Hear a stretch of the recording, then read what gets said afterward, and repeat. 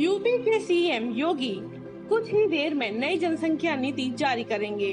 उन्होंने बढ़ती जनसंख्या को लेकर चिंता जाहिर करते हुए कहा है कि प्रदेश के विकास के लिए इसकी वृद्धि दर को नियंत्रित करना अत्यंत आवश्यक है।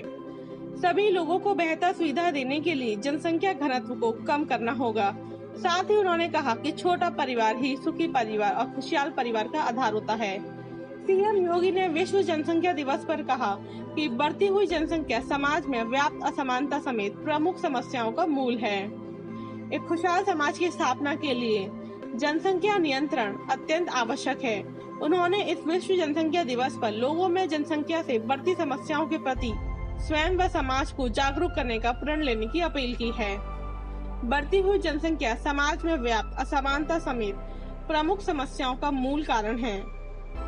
समाज की स्थापना के लिए जनसंख्या नियंत्रण प्राथमिक शर्त है। तो आइए विश्व जनसंख्या दिवस पर बढ़ती जनसंख्या से होने वाली समस्याओं से स्वयं व समाज को जागरूक करने का प्रण लें, ऐसा कोट मोदी ने दिया है। बता दें, नई जनसंख्या नीति में नवजात मृत्यु दर एवं मातृ मृत्यु दर को कम करने की कोशिश होगी। 11 से 19 वर्ष के किशोरों के पोषण, शिक्षा और स्वास्थ्य के बेहतर प्रबंध की व्यवस्था की जाएगी। नई नीति में गर्भ निरोधक उपायों की सुलभता को बढ़ाने, सुरक्षित गर्भपात की समुचित व्यवस्था देने, नपुंसकता बांझपन की समस्या का समाधान करने, बुजुर्गों की देखभाल के लिए व्यापक व्यवस्था की जाएगी। नई नीति जनसंख्या स्थिरीकरण के प्रयासों को तेज करने वाली होगी। जिन लोगों के 2 से अधिक बच्चे होंगे, उन्हें कई सुविधाओं से वंचित रहना पड़ेगा। ऐसे लोग सरकारी नौकरी के आवेदन के लिए अपात्र माने जाएंगे। नौकरी में हैं तो कुछ लाभों से वंचित हो जाएंगे। ना तो स्थानीय निकाय चुनाव लड़ सकेंगे और ना ही किसी तरह की सब्सिडी मिलेगी। 77 सरकारी योजनाओं व अनुदानों का लाभ भी उन्हें नहीं मिलेगा। इसके लागू होने पर 1 साल के अंदर सभी सरकारी अधिकारियों और कर्मचारियों को शपथ पत्र देना होगा। इसके अलावा स्थानीय निकाय में चुने जनप्रतिनिधियों को शपथ पत्र देना होगा। वह इसका उल्लंघन नहीं करेंगे। कानून लागू होते वक्त उनके 2 ही बच्चे हैं। शपथ पत्र देने के बाद अगर तीसरी संतान पैदा करते हैं तो प्रतिनिधि का निर्वाचन रद्द करने का प्रस्ताव है। साथ ही चुनाव न लड़ने का प्रस्ताव भी देना होगा। वहीं सरकारी अधिकारियों और कर्मचारियों का प्रमोशन और बर्खास्त करने की सिफारिश भी की गई है।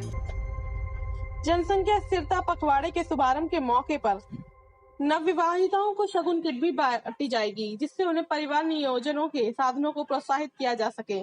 इस मौके पर विश्व जनसंख्या दिवस और जनसंख्या नीति के दृष्टिगत पारिवारिक नियोजन की महत्ता पर बनाई गई एक फिल्म भी उन्हें दिखाई जाएगी। जनसंख्या नियंत्रण बिल के तौर पर लाए जा रहे इस प्रस्ताव में एक बच्चा नीति को प्रोत्साहित करने के लिए कई प्रावधान दिए गए हैं। उदाहरण के रूप में, अगर कोई दंपत्ति एक बच्चे के जन्म के बाद ऑपरेशन करा लेता है तो ऑपरेशन कराने वाले पति या पत्नी को 50,000 रूपए की आर्थिक सहायता दी जाएगी। इसके अलावा इस एक बच्चे के लड़का होने पर 50,000 रूपए और लड़की होने पर 1 लाख रुपए की आर्थिक सहायता दी जाएगी।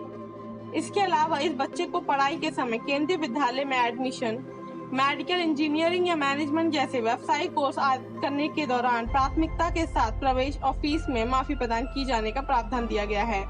बिल में कहा गया है, अगर कोई दंपति 2 बच्चा पैदा करता है तो उसके लिए कोई अतिरिक्त छूट या लाभ नहीं दिया जाएगा। उधर देश में कठोर जनसंख्या नीति लाने के लिए राज्यसभा में बिल पेश करने की तैयारी है। यह एक प्राइवेट मेंबर बिल है। भाजपा सांसद सुब्रमण्यम स्वामी, हरनाथ सिंह यादव और अनिल अग्रवाल की ओर से इसे पेश किया जा रहा है। इस बिल में एक बच्चा नीति को प्रोत्साहित करने के लिए कई प्रावधान किए जाने की सिफारिश है। अगर सभापति से अनुमति मिलती है तो इस बिल पर संसद के सभी सत्र में चर्चा हो सकती है।